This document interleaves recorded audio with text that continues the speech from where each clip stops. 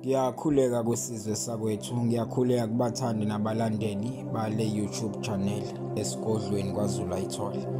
Cha, sizwe sakwethu, namhlanje ngifisa ukukhuluma ngokubaluleka kwamakhandlela ekuphahleni noma ekuxhumaniseni nabantu abadala. Uma sikhuluma ngokubaluleka kwamakhandlela, la sizoveza imbala elandelayo: umbala omhlophe, umbala ophuzi, umbala oblue, okuhlaza kwesibhakabhaka. Leyo imbala ehamba phambili, imvamisa ewumgogodla wokuxhumana kwemimoya uma umuntu mayephahla. Siyazi ke ukuthi ke ukuphahla lokhu kuyehlukane ngezizathu, ngoba uma umuntu ephahla usuke ezixhumanisa nemimoya yabalelo thuna nomhlaba. Ziningi ke izathu ezingenza uba umuntu afune ukuphahla. Uma umuntu ephahla ngoba ecela okuthize, nala ephahla ngoba ekhalaza ngokuthize, nala ephahla ngoba ebonga okuthize, indlela yokwenza kayifani. Yila ke sesithole khona ke sekumixwa noma sekudidiyelwa nezinye izinhlobo zembala yamakhandlela. Kuleyo makhandlela singabala umbala osabomvana okuwupink, singabala umbala ogreen, okuhlaza lokhu kotshani.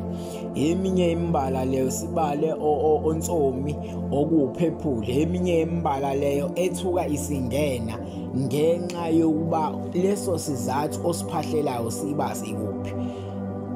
Ezinye zezinto ke ibalekile ke uba nizenze uma umuntu ezophahla.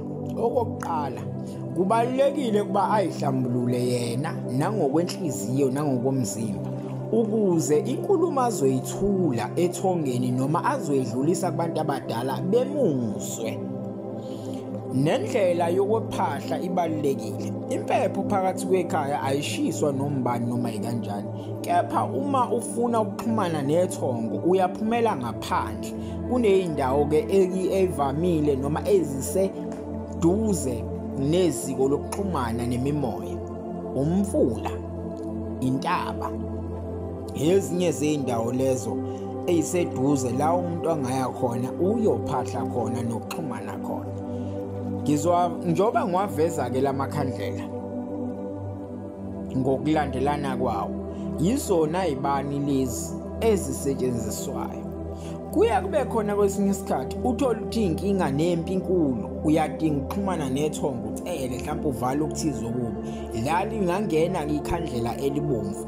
Kodwa imvamisa uma kukhulunywa ngamakhandlela okukhuleka nokuxhumana okuphahla, ilawa mathathu akuyiwona awumgogodla. Bese kuyahluka ngokuthi ke umuntu uyalezwa ngani, yena uhlose ukuthula hlobo luni lomlayezo, uthula kobani, abakusiphi isimo. Siyathokoza.